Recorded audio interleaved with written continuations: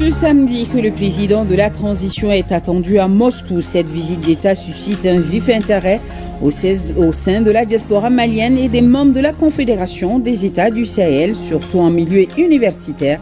Nos envoyés spéciaux Garibou Pérou et Siliki Balé sont allés à leur rencontre. Et c'est parti depuis cet après-midi de la première édition des Jeux de la Confédération des États du Sahel. Pendant une semaine, les athlètes venus du Burkina Faso, du Niger et du Mali compétiront dans 10 disciplines. C'est le Premier ministre qui a donné le top départ de la compétition. Une réponse immédiate aux menaces sécuritaires qui touchent notre espace. On pourrait la qualifier ainsi. La rencontre des ministres en charge de la défense de la Confédération des États du Sahel est désormais s'assera ensemble en rang serré que les militaires de notre confédération vont combattre l'ennemi avec l'opérationnalisation de la force unifiée de l'AES. Oui, bouter les ennemis de la paix hors de nos frontières, les FAMA le peuvent et elles gagneront haut la main ce pari avec l'accompagnement de Dieu. C'est pourquoi les musulmans se sont rendus massivement à la grande mosquée de Bamako à l'occasion d'une journée nationale de prière en réponse à l'appel du président du Haut Conseil islamique du Mali. Samedi 20h, bonsoir à tous. À l'invitation du président de la Fédération de Russie, Vladimir Poutine, le président de la transition, chef de l'État, le général d'armée Assimi Goïta, effectue à partir de demain dimanche une visite de travail de 4 jours en Russie. La visite du président Goïta s'inscrit dans le cadre du renforcement des relations bilatérales entre les deux pays qui ne cessent de se solidifier depuis au fil du temps. Le président de la transition, le général d'armée, aura des entretiens de haut niveau avec son homologue russe et d'autres personnalités de la Fédération de Russie sur la vision du Mali et de la Confédération des États du Sahel. Ce déplacement du président Goïta est le deuxième en Russie, toute chose qui témoigne de la constance, de la confiance et de l'estime entre les deux dirigeants. Le chef de l'État quitte donc ce soir Bamako pour Moscou en compagnie de plusieurs membres du gouvernement et plusieurs autres personnalités. Le RTM, bien sûr, vous fera vivre les temps forts de cette visite du président de la transition avec nos envoyés spéciaux qui sont déjà sur place.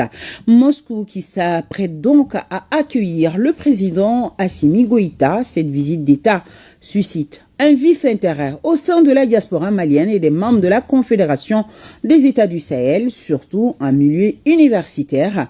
Installés dans la capitale russe, les membres de la communauté malienne voient en cette visite une occasion de renforcer les liens bilatéraux entre nos deux nations. Voyons le niveau d'organisation avec nos envoyés spéciaux Garibou Pérou et Siliki Balé. À quelques heures de l'arrivée du général d'armée Assimi Goïta, président de la transition à Moscou, la communauté malienne se rassemble autour d'un sentiment partagé. Chaque visage raconte une réalité tissée d'ambition et de rêves. Daouda Diabaté est le président des étudiants et stagiaires maliens de la ville de Moscou. Son espoir est ancré dans le désir d'un avenir où les Maliens pourront tirer profit des partenariats fructueux. Nous sommes plus que fiers. Nous sommes plus que fiers parce que je dirais que c'est l'une des visites historiques parce que si on regarde la relation bilatérale entre la Russie et le Mali aujourd'hui, nous dirons que c'est une première dans l'histoire que le Mali et la Russie soient des partenaires fiables comme ça. Donc je dirais que nous sommes plus que fiers, nous les étudiants et stagiaires maliens en Fédération de Russie. Toutes les mobilisations sont en cours pour permettre de réserver un accueil chaleureux à notre cher président qui est aussi le président en exercice de l'AES. Les vagues de commentaires affluent également sur les réseaux sociaux. Sur une plateforme dédiée aux Maliens, Aboubakrine, un doctorant à l'université Patrice Lumumba de Moscou, ne cache pas son enthousiasme. La visite du président Goïta est pour lui une occasion de mettre en lumière notre patrimoine culturel. Voici le communiqué de l'Association des étudiants maliens à Moscou. Bonsoir, chers compatriotes. Nous, les gardiens de la culture malienne à Moscou, avons jugé très pertinent d'accueillir notre président avec nos habits traditionnels, Bogolan, Bazin, Dampé, qu'on appelle Tungu en Soreil. Ça sera l'occasion de montrer à nos autorités que nous serons à jamais attachés à nos cultures et traditions à travers le monde. Pour les Mali, chacun compte. Du côté de l'AES, les ressortissants expriment leur soutien indéfectible à cette visite du chef d'État. Nous sommes ravis de voir notre président ici car cela renforce notre voix sur la scène internationale, rassure Alilou Kabirou, président de l'Association des étudiants nigériens en Russie. Le président, son Excellence Assimi Goïta, n'est pas seulement le président du Mali, il est aussi le président de l'AES et de voir l'Afrique tout entière car c'est une figure emblématique et historique dans la lutte engagée pour la souveraineté de l'espace de l'AES.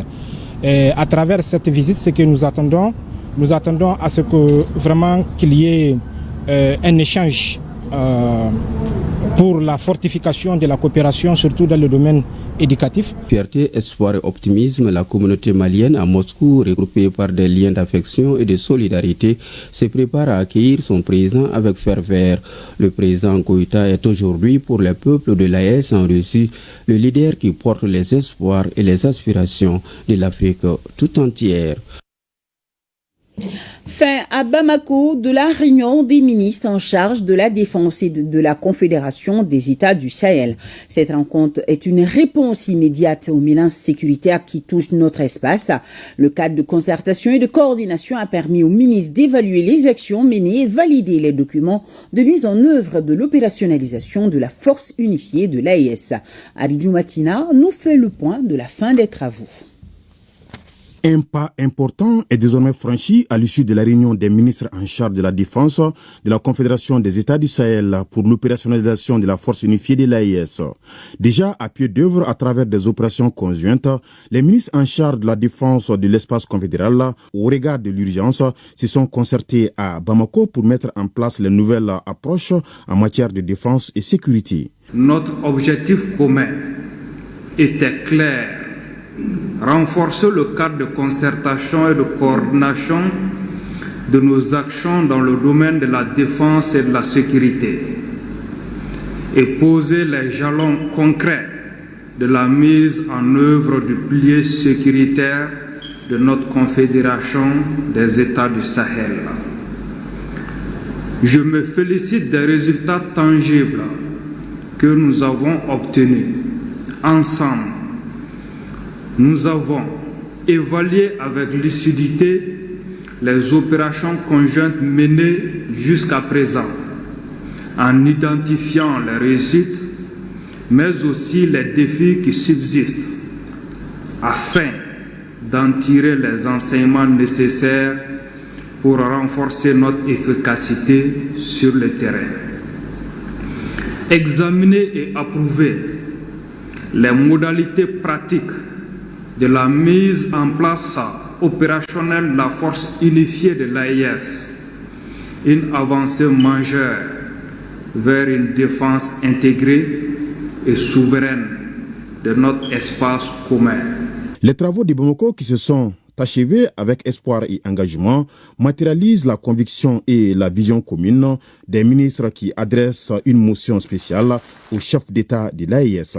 Les ministres ont salué la vision éclairée de leurs excellences, le capitaine Ibrahim Traoré, président du Faso, chef de l'État, le général d'armée Assimi Goïta, président de la transition, chef de l'État de la République du Mali, et président de la Confédération AES, et le général d'armée Abdourahmane Tiani, président de la République du Niger, chef de l'État.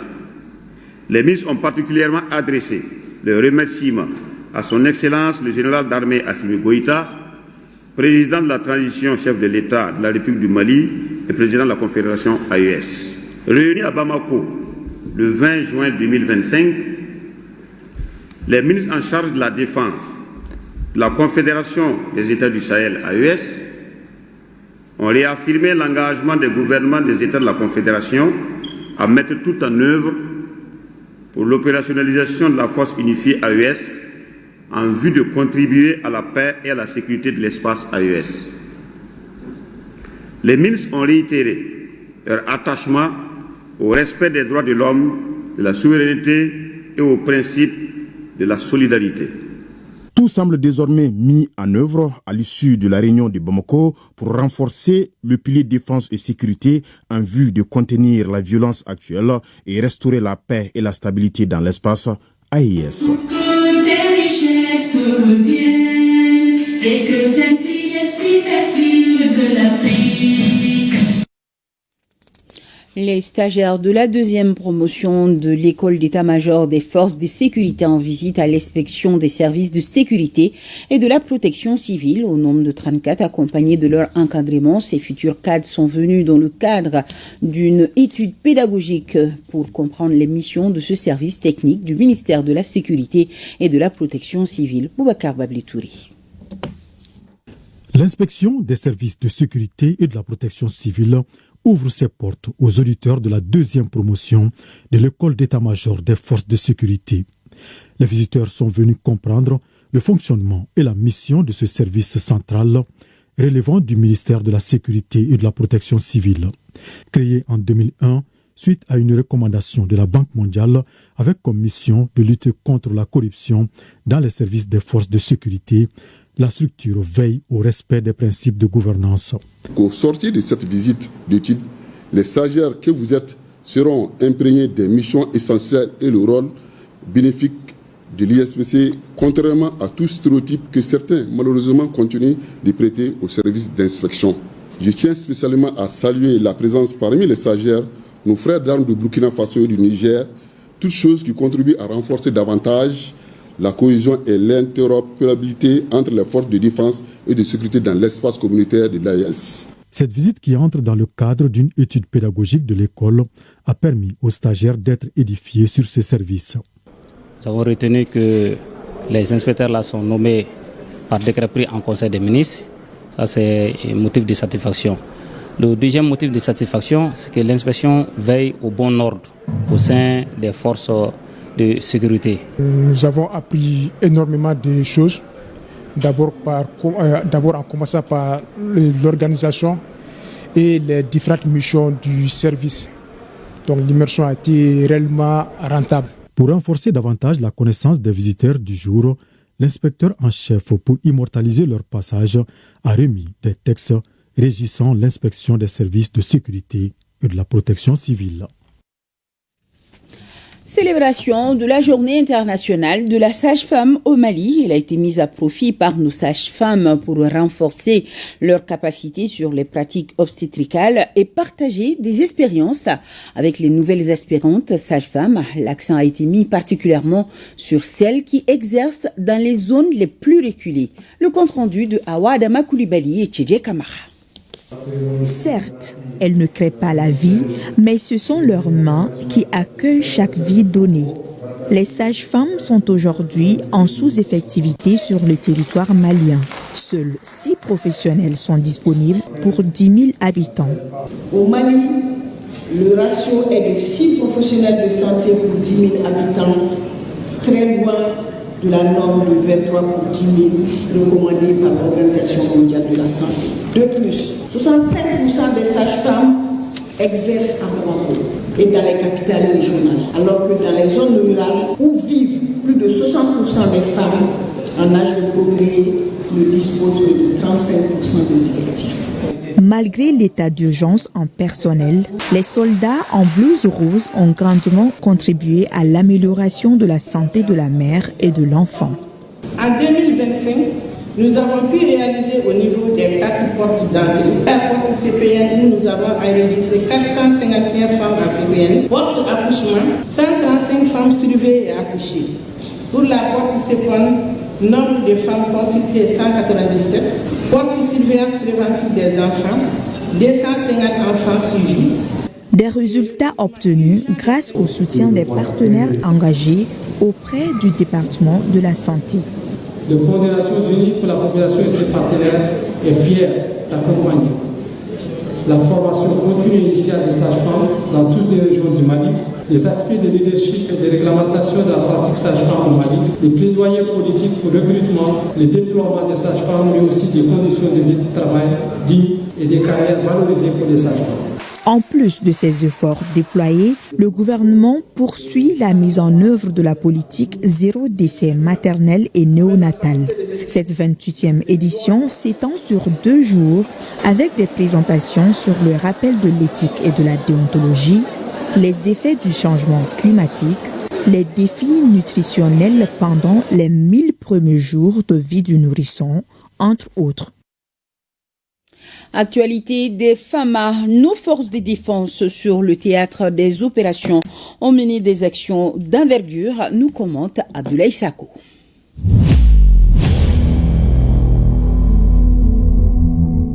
En cette journée mouvementée à Mopti, précisément à Diafarabé, les forces armées maliennes préparent un convoi vital en direction de Numbozo, un village de l'autre côté du fleuve.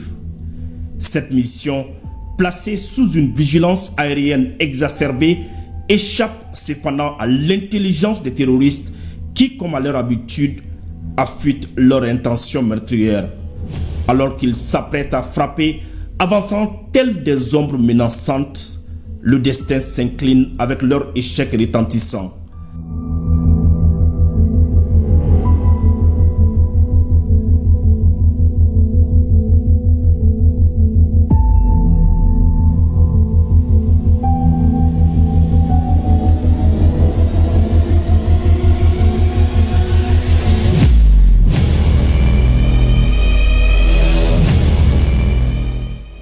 Des rescapés, se relevant de l'horreur, unissent leurs forces pour concocter un nouveau stratagème pour entraver le chemin de ce convoi.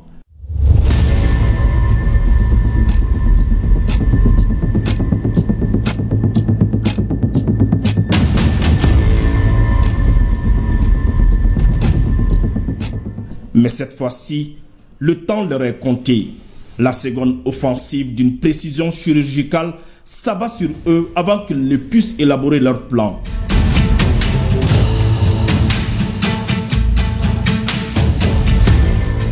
Le bilan est sans appel. Aucun survivant, tandis que le convoi parvient à sa destination intacte.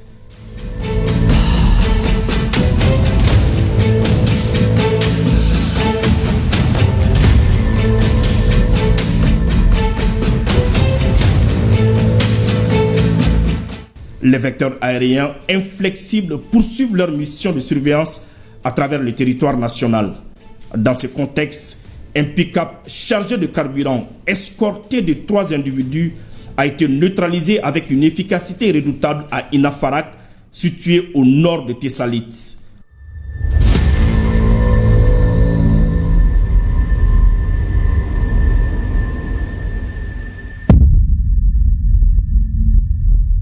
À une dizaine de kilomètres au sud de Tichichila, non loin de Léré, une poignée d'individus accompagnés de 2 motocyclistes a été repérée. Après une minutieuse analyse de leurs mouvements, il est apparu que ces hommes nourrissaient des intentions terroristes.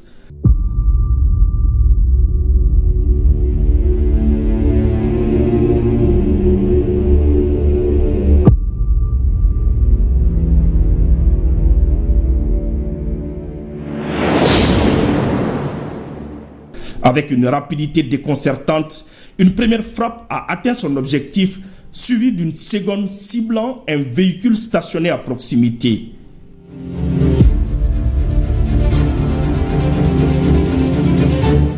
Les opérations se poursuivent.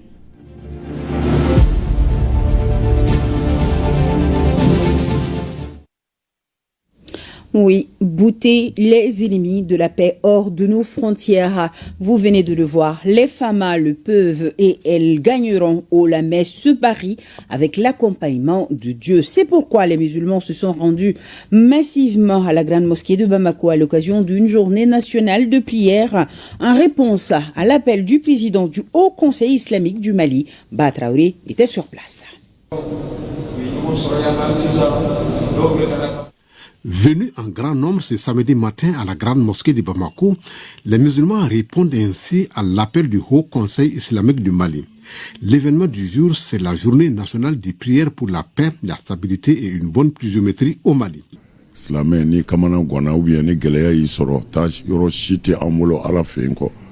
Nous rendons grâce à Dieu et à son prophète, paix sur lui. Cette rencontre n'a d'autre but que de faire des prières. Nous sommes des musulmans et lorsque nous avons des problèmes, nous nous référons à Dieu pour trouver la solution à ces difficultés à travers des prières et des bénédictions. Certains de nos frères à l'intérieur du pays disent connaître l'insécurité. Nous avons estimé que notre seule force, c'est cette journée de prière pour tous ceux qui sont en difficulté. Nous en profitons aussi pour demander au bon Dieu de nous gratifier d'une bonne pluviométrie cette année.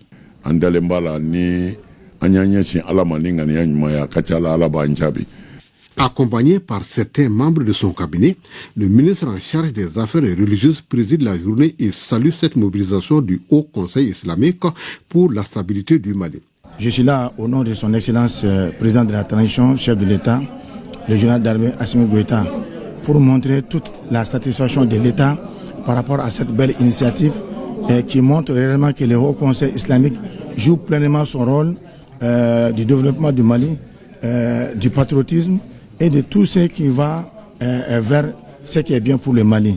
Ça, j'interpelle toutes les associations religieuses du Mali à emboîter le même pas. Selon les leaders du Haut Conseil islamique du Mali, des prières similaires ont été faites hier vendredi dans toutes les mosquées du Mali à la demande du président de l'organisation.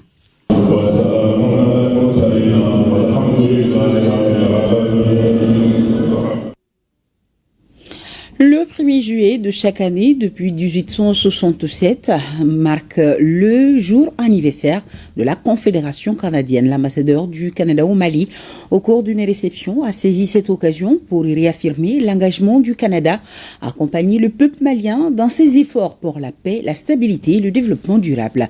D'autres détails, c'est avec Mariam Kone. Ce 1er juillet 2025 marque le 158e anniversaire de la Fédération canadienne. Une fête nationale célébrée ici à Bamako avec quelques jours d'avance à laquelle prend part toute la communauté canadienne et de nombreux amis. Une occasion pour l'ambassadeur de rappeler les liens culturels et les relations de longue date entre les peuples canadiens et maliens. Notre engagement diplomatique soutenu permet de tisser des liens solides avec les institutions, avec la société civile et les acteurs de changement à travers le pays. Nos initiatives actuelles visent à renforcer les services sociaux de base, tels que la santé, l'éducation, la sécurité alimentaire et la nutrition, tout en faisant la promotion de l'égalité des genres et de la gouvernance inclusive, notamment la lutte contre la corruption. Pour cette célébration, l'accent a surtout été mis sur le parcours inspirant des anciens du Canada à travers la projection de témoignages sur les réussites de Maliens et Canado-Maliens ayant étudié ou travaillé au Canada. Le Mali apprécie aujourd'hui son partenariat avec le Canada dans l'intérêt des deux pays. Avec l'appui de votre ambassade, la coopération entre nos deux pays a enregistré ces dernières années des progrès, particulièrement dans le cadre de l'appui aux efforts du gouvernement en vue d'améliorer le bien-être des populations maliennes. Je salue les démarches en cours pour aligner davantage notre coopération sur les priorités nationales et pour l'adapter encore plus au contexte sociopolitique de l'heure dans le cadre d'une appropriation nationale des différents leviers de développement conformément à la vision de son Excellence le général d'armée Assimi Goïta, président de la transition chef de l'État, qui place l'intérêt des populations maliennes, la souveraineté nationale et le respect des choix stratégiques au centre de l'action publique. Cette année, faut-il le souligner, l'ambassade du Canada fête ses 30 ans de présence au Mali et 50 ans pour le Bureau de coopération au développement. La réception a été un moment de convivialité pendant lequel les invités ont pu déguster des mets canadiens. L'ambassadeur Nicolas Simard a renouvelé son soutien au peuple malien et à sa culture. Canada bi Mali dianu kerefe, voilà ça, kabin, kelien nya ani, nyenata sabati. On a compris. Rentrée solennelle 2025 du réseau de l'entreprise en Afrique de l'Ouest. Cette année, les organisateurs ont choisi le thème « La caisse de dépôt et de consignation du Mali, un levier de financement de l'économie ». Youssouf Diakité, Barakou Maïga. Le réseau de l'entreprise en Afrique de l'Ouest est particulièrement soucieux des conditions dans lesquelles les entreprises africaines travaillent. C'est pourquoi le réseau reste en permanence au chevet de celles-ci pour qu'elles puissent véritablement contribuer à la croissance économique et au bien-être de la population africaine. C'est ce qui justifie le choix de ce thème pour la rentrée solennelle 2025 du REAO, la Caisse de dépôt et de consignation du Mali, un levier de financement de l'économie. Cette caisse elle est très intéressante parce qu'elle permet de faire face à une problématique qu'on rencontre dans l'économie, c'est comment financer les projets structurants de long terme, les routes, les ponts, les aéroports, les zones industrielles, les projets d'habitat, les projets d'aménagement de ville, qui sont des projets capitalistiques qui demandent beaucoup d'argent, qui nécessitent beaucoup de moyens financiers et qui ne sont pas, de façon générale, qui n'arrivent pas à être financés par le système bancaire classique. Il ressort la nécessité d'une caisse de dépôt et d'investissement ou une caisse de dépôt et de consignation en fonction naturellement du contexte qu'il exige. D'une part, l'inadéquation du système financier actuel qui n'arrive pas à financer le long terme, et d'autre part aussi les limites des financements de longue durée conditionnés souvent à des contraintes d'endettement. Au dire de la présidente du REAO, la lutte pour l'indépendance économique de l'Afrique est au centre des préoccupations du réseau. Nous devons renforcer les chaînes de valeur régionales. L'intégration économique de nos pays est la clé de notre souveraineté et de notre prospérité. En produisant et en transformant davantage dans notre espace commun, nous créons plus de richesses, plus d'emplois et nous réduisons notre dépendance vis-à-vis de l'extérieur. Le REAO attache du prix à l'urgence de la formation professionnelle et au développement des compétences en faveur du financement de l'économie africaine. La Caisse de dépôt et consignation, c'est un outil de collecte de l'épargne nationale, de l'épargne locale.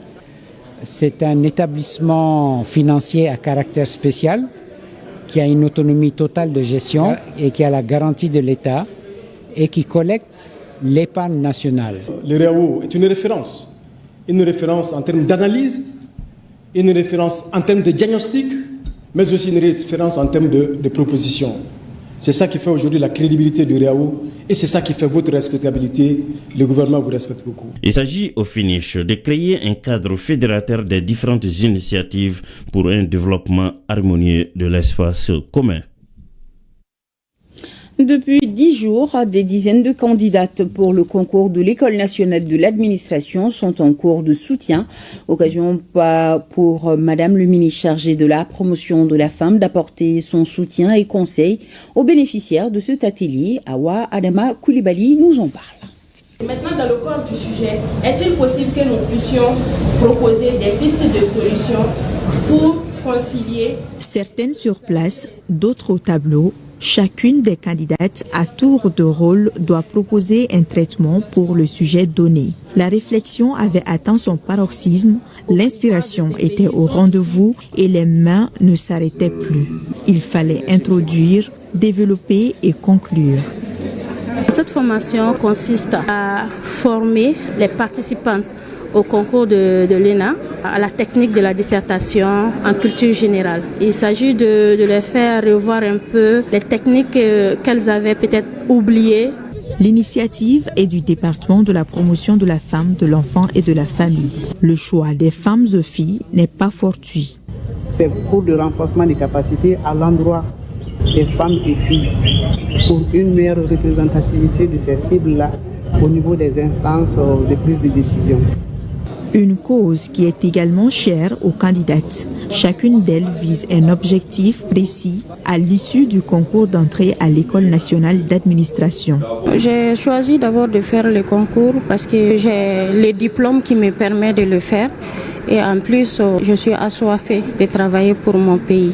J'ai choisi de participer à ce concours pour être parmi les hauts fonctionnaires, apporter ma pierre à l'édifice. Je suis une femme, je vais prendre des décisions pour des femmes, diriger ce pays un jour peut-être. Les 677 candidates inscrites au concours ont 3 semaines pour réviser la culture générale, à la suite de laquelle épreuve, un autre renforcement de capacité sera organisé pour les épreuves techniques. Et c'est hier, vendredi, qu'il est membre du comité de pilotage du projet de formation professionnelle pour la jeunesse au Mali, Chifika Barassira en français, le chemin des jeunes vers l'emploi. Se sont réunis pour la première fois le plan opérationnel du projet qui c'est la mise en œuvre avec un budget prévisionnel d'un peu plus d'1 milliard de francs CFA au cœur des discussions. Daouda Kone. Le plan opérationnel du projet de formation professionnelle pour la jeunesse au Mali, Chifika Barassira, en français le chemin des jeunes vers l'emploi, vient d'être soumis à l'analyse des membres du comité de pilotage du projet. Ceux-ci se réunissent pour la première fois un jour après le lancement officiel du projet. Après analyse, les membres du comité auront à apporter leurs observations et faire des recommandations pour une meilleure application du dit projet. Il est structuré autour de 3 résultats. Pour le résultat 1, amélioration de l'offre de formation en adéquation avec les besoins du marché du travail. Quant au résultat 2, il concerne le renforcement des capacités des jeunes, des femmes, des personnes en situation de handicap et des migrants de retour à s'inscrire professionnellement ou à entreprendre. Par rapport au résultat 3, il s'agit du renforcement des mécanismes de dialogue et de collaboration entre les institutions de formation, les collectivités territoriales, les acteurs économiques et les communautés. Ce plan prévoit de renforcer les capacités des jeunes, des femmes, des personnes en situation de handicap et migrants de retour à s'insérer professionnellement ou à entreprendre. Il sera exécuté dans 3 régions et du district de Bamako. Sa mise en œuvre sera faite avec un budget prévisionnel de plus d'1 milliard de francs CFA avec un accompagnement financier de l'Union européenne à travers Lux Développement SA au Mali. Le nouveau programme national de mise en œuvre du mécanisme africain d'évaluation par les pairs MAEP et son plan d'action 2025-2030 sont sur la table des membres et experts pour validation. Fademba Keita pour plus de détails. Le projet du nouveau programme national de mise en œuvre du MAEP, mécanisme africain d'évaluation par les pairs et son plan d'action 2025-2030 est un document d'une 30aine de pages. Il est produit après de larges concertations régionales et nationales. Sa validation interviendra après présentation du bilan du programme national de mise en œuvre du MAEP et son plan d'action 2022-2024. L'adoption et la validation du présent programme ainsi de son plan d'action nous permettront de maintenir certainement les caps déjà impulsés au niveau national, mais aussi de nous inscrire au niveau continental, conformément au mandat élargi du MAEP, suite à des décisions de l'Assemblée générale des chefs d'État et du gouvernement. Cela concerne le suivi de la mise en œuvre, le contrôle et l'évaluation des domaines clés de la bonne gouvernance sur le continent. De plus, le MAEP adopte son soutien aux États membres dans le domaine des agences de notation de crédit et se positionne également comme un outil d'alerte précoce pour la prévention des conflits. Le MAEP est un outil conçu par les Africains pour évaluer nos systèmes de gouvernance, en identifier les atouts et les faiblesses. Ce programme est d'autant plus pertinent compte tenu du contexte actuel qui nécessite de cibler certaines thématiques, notamment la gouvernance des ressources minières, de la gestion foncière et énergétique, la paix et la sécurité, la nouvelle initiative d'intégration avec la mise en place de la Confédération des alliances des États du Sahel, AES. Le mécanisme africain d'évaluation par les pairs MAEP a été créé le 9 mars 2003 par le comité des chefs d'État et de gouvernement des pays africains.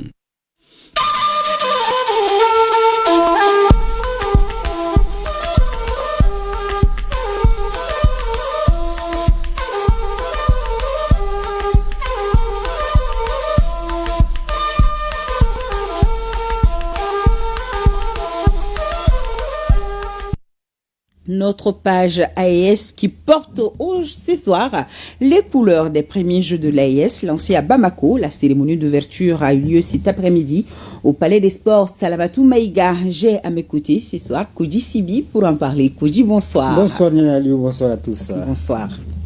Alors, on vous écoute, Koji. C'est parti donc pour les premiers Jeux de l'AES à Bamako. Oui, la compétition va regrouper donc pendant une semaine plus de 500 athlètes qui compétiront dans 9 disciplines, entre autres le judo, le karaté, la lutte traditionnelle, le bras de fer sportif, le football, l'athlétisme. Abdul Karim Kaba a suivi la cérémonie d'ouverture riche en couleurs.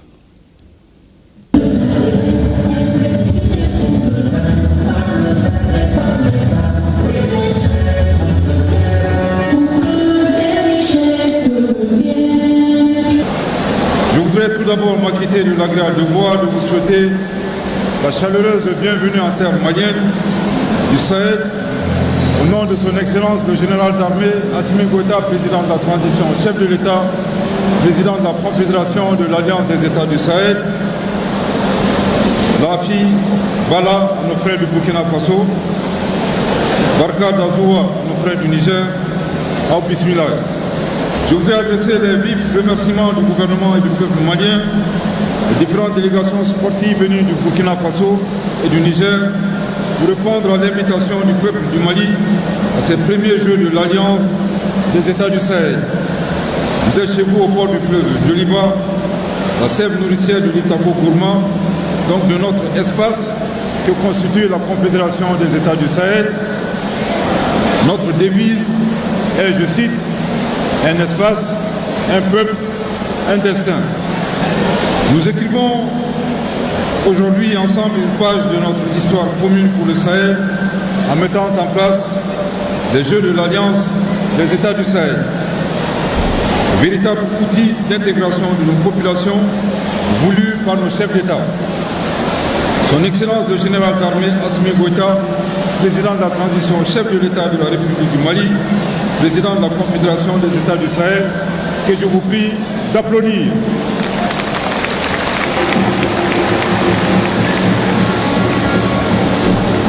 Son Excellence le capitaine Ibrahim Traoré, président du Faso, chef de l'État du Burkina Faso, que je vous prie d'applaudir.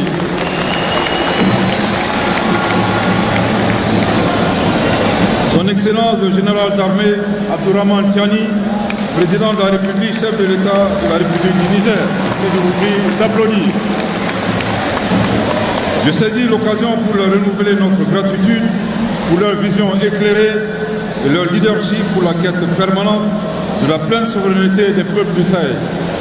Mesdames et messieurs, les Jeux de l'Alliance des États du Sahel sont le reflet vivant de l'unité entre le Burkina Faso, le Mali et le Niger. Ces trois pays qui ont choisi de prendre ensemble leur destin en main pour construire un espace de paix et de sécurité, édifier un avenir radieux pour nos peuples, bâtir un cadre de vie harmonieux, permettre à nos populations de retrouver leur honneur et leur dignité et faire de notre Sahel un environnement solidaire, prospère et humain. Chers athlètes, vous êtes la fierté de nos peuples. Par vos efforts, vos gestes, votre esprit d'équipe, vous nous rappelez que l'avenir du Sahel se trouve entre nos mains, entre vos mains. Vous représentez cette jeunesse qui croit en l'effort, en la discipline, dans la patrie. Vous portez les couleurs de nos peuples avec dignité et fierté. Cela à travers le football, la lutte traditionnelle, l'athlétisme, le kung-fu, le taekwondo, le tir à l'arc, le karaté, le bras de fer sportif ou encore le judo. La mise en place des jeux et compétitions sportives au sein de notre confédération joue un rôle stratégique crucial. Alors faites de la devise des Jeux du Sahel, je cite, toujours unis, toujours résilients, toujours plus forts, fin de citation. Le credo de notre existence qui souligne toute l'importance de l'excellence individuelle et de l'entraide dans la dignité, dans la solidarité et le respect de l'autre. Je tiens solennellement à saluer les efforts inestimables des forces combattantes du Sahel. Je salue au nom de nos trois leaders l'engagement de nos forces armées et de sécurité au travers des plans opérationnels activés dans la zone des trois frontières. Les forces armées de nos pays sous un commandement unifié remportent des victoires à travers des actions concrètes contre les forces terroristes. Nous leur devons un soutien inconditionnel et un appui confédéral et surtout gardons à l'esprit cette injonction Le Sahel, le Benkan, l'hymne de la Confédération, je cite, « Soldats, nous le sommes tous ».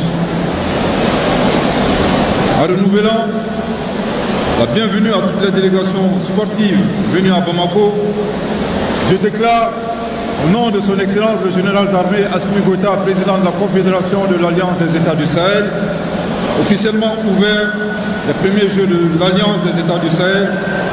Que vive la jeunesse sahélienne, que vive l'unité entre nos peuples, que vive l'AES. Merci de votre très aimable attention. Voilà, c'était donc le Premier ministre chef du gouvernement, le général de division Abdoulaye Maïga, qui, après avoir souhaité la bienvenue aux différentes délégations, a évoqué l'intérêt de ces Jeux pour les peuples AES. Il était au micro de Mamari Koné et de Aliou Touré. Oui, parfaitement. Donc, on l'a entendu tout à l'heure, Kouti, le credo des Jeux, toujours unis, toujours résilient et toujours plus fort. Tout à fait, et on va donc enchaîner avec justement cette cérémonie d'ouverture que Abdoul Karim Kaba a suivi, je le disais, 500 athlètes qui vont donc compétir dans 9 disciplines. On suit la cérémonie d'ouverture riche en couleurs avec Abdoul Karim Kaba. Le temps est donné à travers une cérémonie riche en couleurs. Cette cérémonie est marquée par le défilé du drapeau des Jeux, la mascotte, le mouvement sportif malien avec 54 fédérations et les délégations avec les athlètes. Au premier jeu de l'AES, c'est le peuple du Sahel qui gagne. Quels que soient les résultats, c'est l'AES qui pourra gagner. J'ai donc la conviction que cette première édition des Jeux de l'AES contribuera grandement au renforcement des liens d'amitié et de fraternité qui existent déjà entre les trois pays. Conformément à la devise des premiers Jeux de l'AES, toujours unis, toujours résilients et toujours plus forts, les athlètes se sont engagés à faire de ces Jeux un espace pour la promotion de la jeunesse du Sahel et surtout une jeunesse saine et sans drogue. Ensemble, nous sommes solidaires et nous nous engageons pour un sport sans dopage, sans tricherie, sans drogue et aucune forme de discrimination. Le développement du sport dans l'espace AES, en Afrique et dans le monde. Nous faisons dans un esprit de solidarité, d'amitié et de célébration pour le développement du sport dans l'espace AES. Les Jeux de l'AES ne constituent pas seulement une initiative, mais également un symbole fort de l'engagement des plus hautes autorités en faveur de l'intégration au sein de la Confédération des États de l'AES. Ceci est le début de la matérialisation de la vision de nos chefs d'État qui nous ont instruits d'organiser les Jeux de l'Alliance des États du Sahel. À travers cette première édition, c'est un symbole très fort qui doit appeler la jeunesse de l'AES à s'unir autour de plusieurs valeurs qui sont rattachées à nos traditions. Une cérémonie qui symbolise la grandeur de l'AES, les symboles de l'intégration et surtout le développement de l'esprit de la jeunesse patriote que les chefs d'État de nos trois États ont voulu imprimer à cette première édition des Jeux de l'AES. La cérémonie d'ouverture a comblé les attentes, d'où la satisfaction du ministre Fomba. C'est une très belle cérémonie que nous avons eue avec des artistes de très haut calibre. Sidiki qui était là et d'autres prestations artistiques et des animations qui vraiment sont à la hauteur aujourd'hui de nos aspirations au niveau de notre département, mais également pour montrer que lorsque la jeunesse se donne la main, lorsque les sportifs se donnent la main, ça ne peut donner que des belles choses et je pense que nos trois départements sont en train de magnifier également cela. Cette compétition vise à favoriser l'intégration des jeunes des pays membres de l'AES et à renforcer leur esprit patriotique à travers le sport. C'est un plaisir pour moi d'être ici à Bamako, de participer à la première édition des Jeux de l'Alliance des États du Sahel. C'est un plaisir en tant qu'Africain parce que moi en tant qu'athlète, je combattais dans le monde au nom de l'Afrique. Aujourd'hui, je vois trois pays, Niger, Burkina et le Mali, qui se mettent ensemble pour lutter contre ceux qui sont contre le développement de notre continent. Cette cérémonie a été magnifique.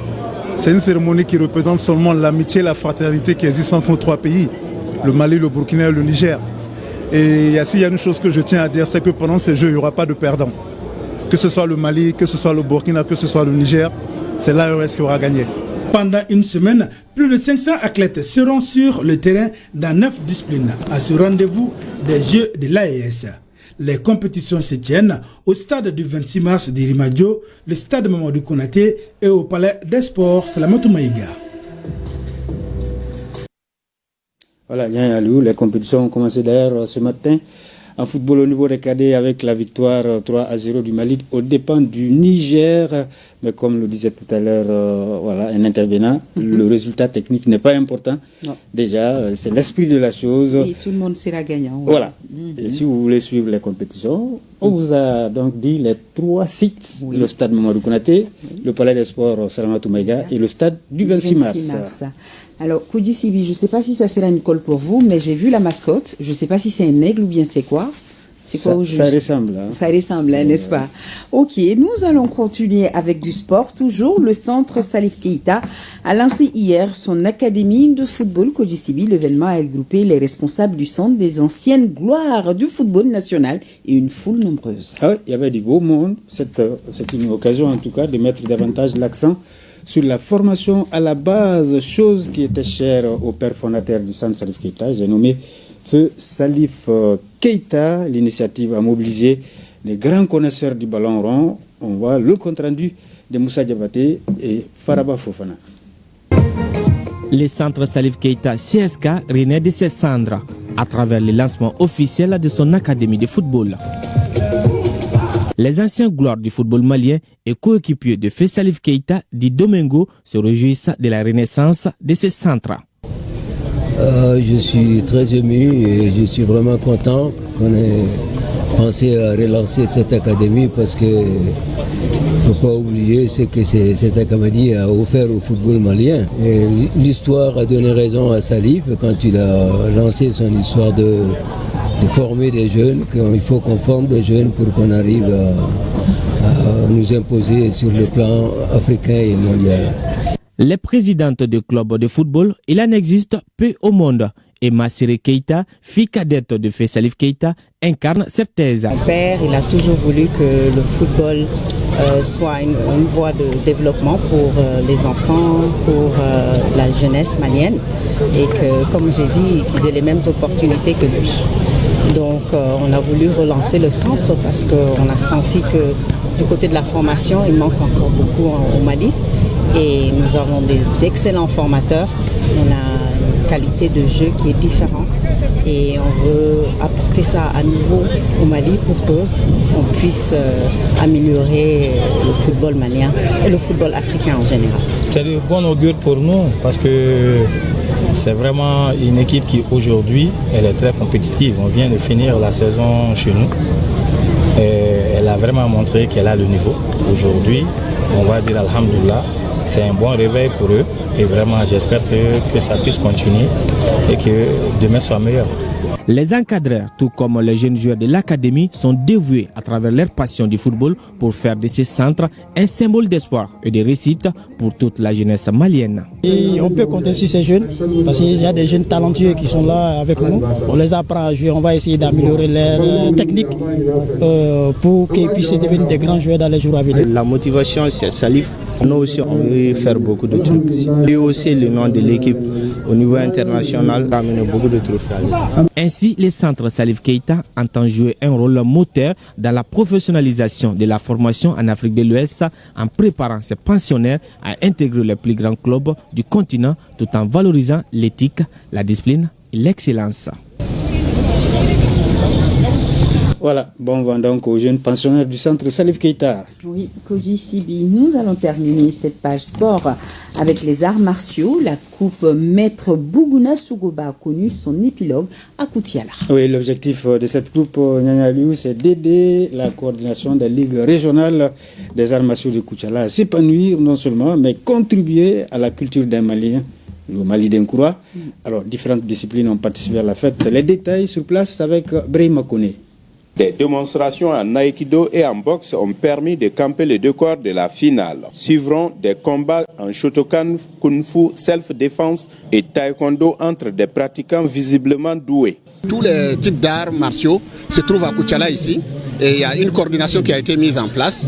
Et donc ça me fait un grand plaisir de pouvoir soutenir cette compétition entre les différentes disciplines. Voilà les futurs cadres de demain, les futurs soldats de demain. Cette finale de la Coupe Maître Bougouna Soroba n'a pas connu de perdants, même si les meilleurs ont été primés parmi les autres.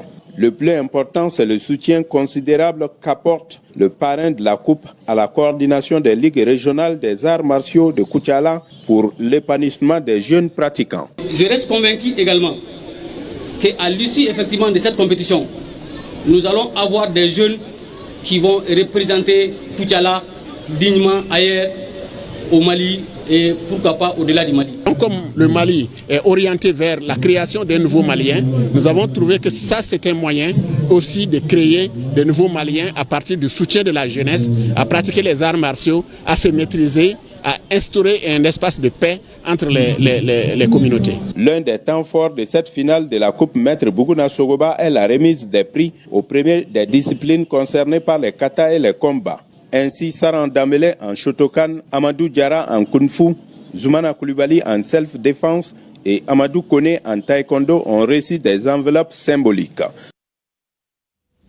Voilà, on va juste ajouter que les meilleurs sportifs maliens ont été primés hier soir à la faveur d'une soirée de mérite sportif. Voilà. On va y revenir voilà, demain. Voilà, demain. Je vous revois demain, non? Tout à fait. Voilà. C'est tout pour cette actualité sportive. C'est tout pour aujourd'hui. Voilà, la page AES dominée par le sport. Merci beaucoup, Kodissi. Merci, Nyanya Liu.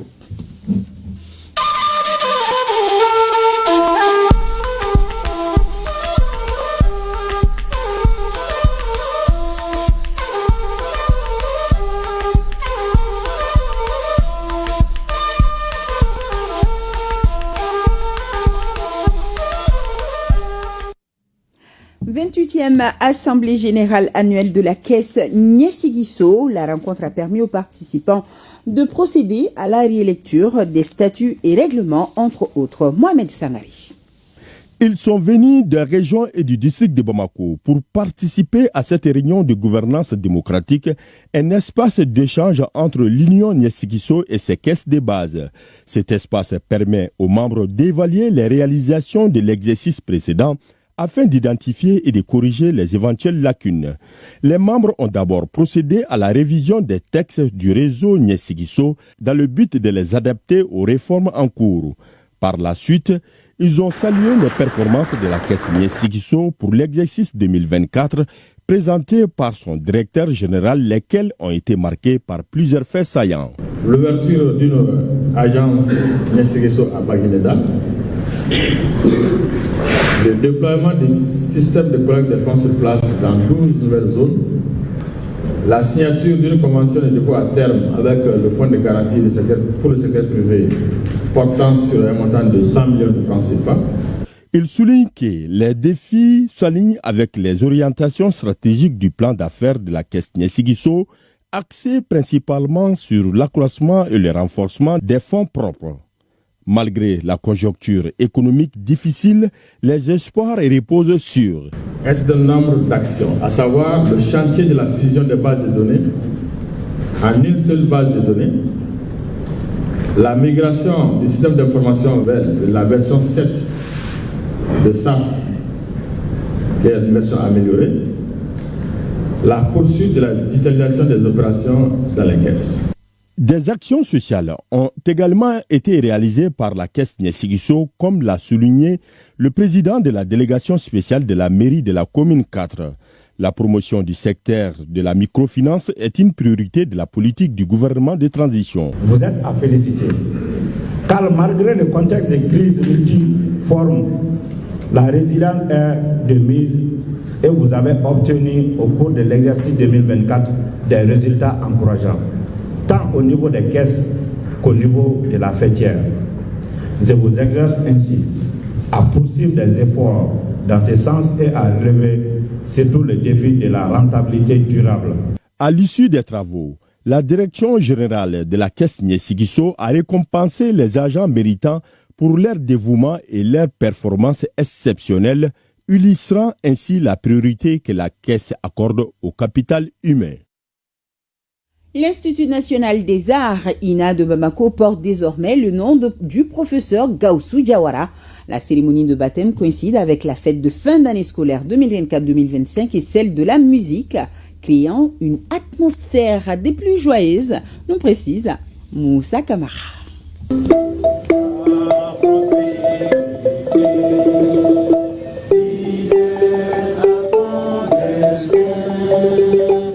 C'est par l'exécution de l'hymne national du Mali que la cérémonie de baptême de l'Institut national des arts a débuté. Cet institut porte désormais le nom du professeur Gaussou Diawara. Dans la cour de l'INA, un monument à l'honneur du dramaturge a été érigé.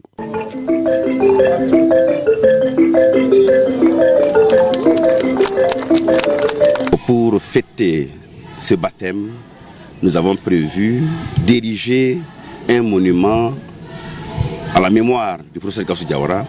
3 activités, 3 événements en un seul événement, en une journée.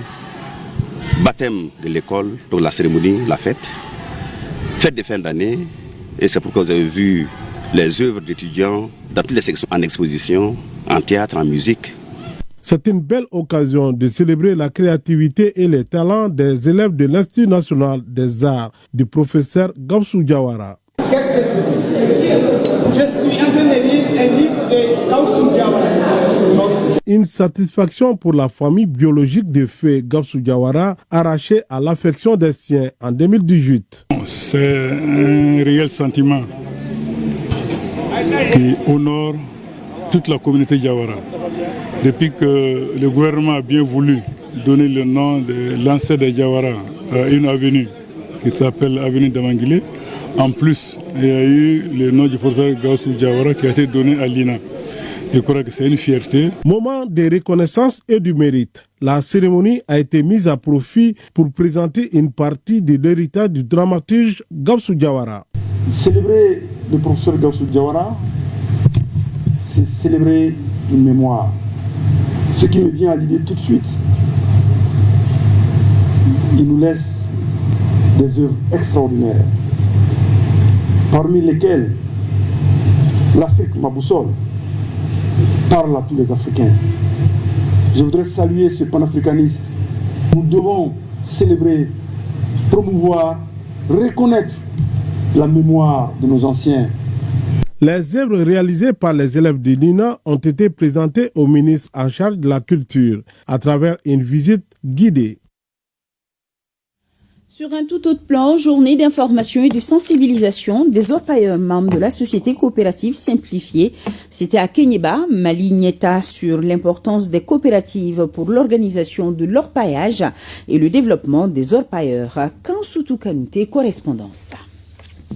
Initiée par Scoop Mali Nieta, cette journée vise à informer et sensibiliser les membres et les dirigeants sur l'importance de la coopérative pour l'organisation de l'orpaillage et le développement des orpailleurs de la capitale du Tambaroua, cité emblématique de l'or. Cette journée de sensibilisation et d'information, comme une bouffée d'oxygène, puisse nous, en tout cas, protéger contre les dérapages, parce que quand on n'est pas du tout informé, et on ne peut pas travailler convenablement. Ce que moi j'ai à dire aux orpailleurs, précisément aux membres de la coopérative simplifiée des orpailleurs Mali Nieta, qu'on se donne la main pour l'évolution de l'orpaillage au Mali et le développement de notre secteur d'orpaillage. Le représentant du préfet a remercié les organisateurs de cette journée qui vient à point nommé. Dans la mesure où les autorités de la transition, sous le leadership de son Excellence le général d'armée Assimi Goïta, président de la transition, chef de l'État, ont pris la bonne initiative de réorganiser le secteur minier en général et le secteur de l'orpaillage en particulier. L'organisation de cette journée rentre dans ce cadre, car elle contribue à la mise en œuvre de la volonté des plus hautes autorités du pays. La société coopérative est un groupement de personnes volontairement réunies pour satisfaire leurs aspirations et besoins économiques, sociaux et culturels communs au moyen d'une entreprise dont la propriété et la gestion sont collectives et où le pouvoir est exercé démocratiquement selon les principes coopératifs. Et de la lecture dans ce journal, le panafricanisme, hier, aujourd'hui, demain, quelle signification, quelle portée et quels moyens d'action, c'est le titre du nouveau livre de Daouda Mama Tekete. Dans cet essai de 208 pages, l'auteur nous fait découvrir les différentes phases de l'évolution de panafricanisme, du concept philosophique au mouvement sociopolitique, à la doctrine de l'unité politique du continent. L'auteur, au regard des faits évoqués, conclut que c'est plutôt uni, intégré, sur une base spirituelle authentiquement africaine, que les pays africains devront nouer leur nouveau destin avec le reste du monde. À trouver donc dans nos librairies. Ce journal prend fin par ce rappel de la visite d'État en Russie du président de la transition, le général d'armée Assimi Goïta, qui entame à partir de demain dimanche une visite de 4 jours sur invitation du président Vladimir Poutine. Nos envoyés spéciaux sont Sira Bachili, Garibou Pérou, Siliki Balo et Adama Kamara. On dit un grand merci à nos téléspectateurs de Koutiala. Bonsoir et à demain 20h. Je l'espère.